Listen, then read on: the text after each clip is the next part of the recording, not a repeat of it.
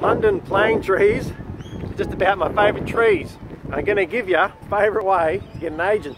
Probably the most simplest way and the most assured way they're going to grab your work, but it could also be hard.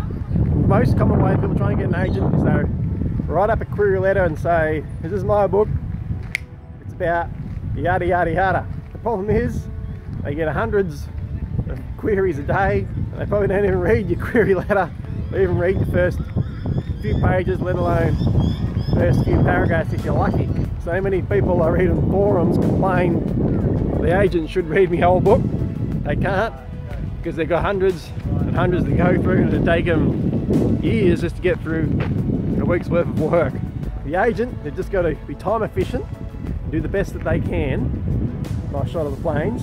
The best thing they can do, they can look at your work, is on previous publications. So in your query letter, if you can say, I'm published in the New Yorker, bang, bang, you're going to be looking at your work. If you've got 20 publications and some sci-fi and fantasy mags, all these literary mags, there's plenty of them out there, you're going to say, okay, no, this person's right, been published before, so let's look at their work.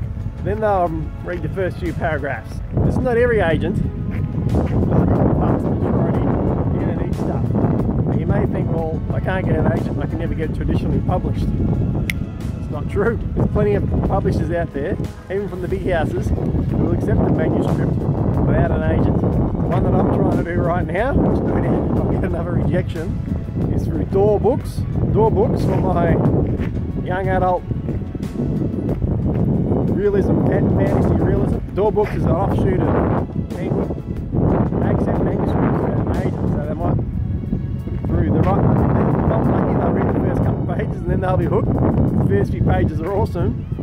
But if they look for previous publications, I'm in a bit of trouble because I've only got one. I'll probably flip that one as it was. So if I can get 5 or 6 publications and all these literary mags, then they'll say, okay, this dude's pretty good. So that's what you got to do. You got to get publications. Terrible shot of the bins.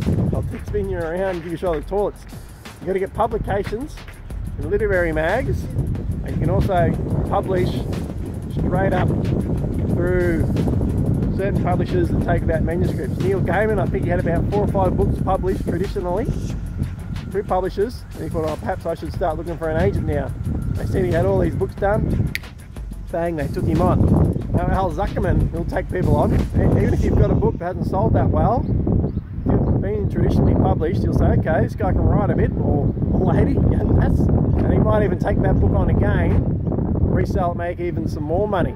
To get an agent, you've got to be producing the work that's already good enough. They haven't got time to go through absolutely everything. You never know, sometimes it happens, they just find your work.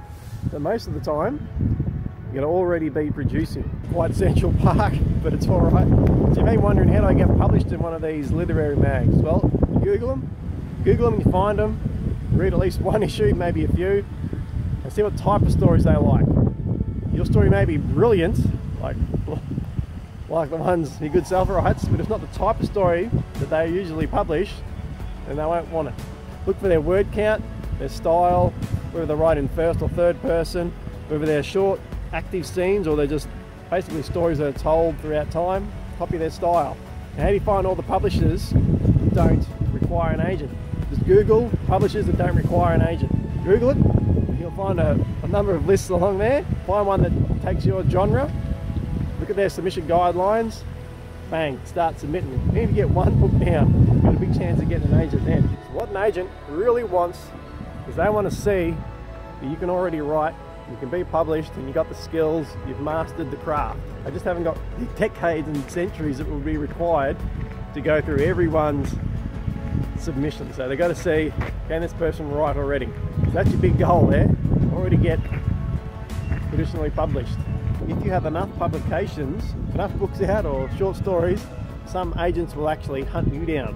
They'll see this person who can write, Jane Smith, she can write, or Google her up, and they'll send you an email or give you a call or whatever they can do to catch you, and they'll query you, see if you want them as an agent, so you might be fighting them off.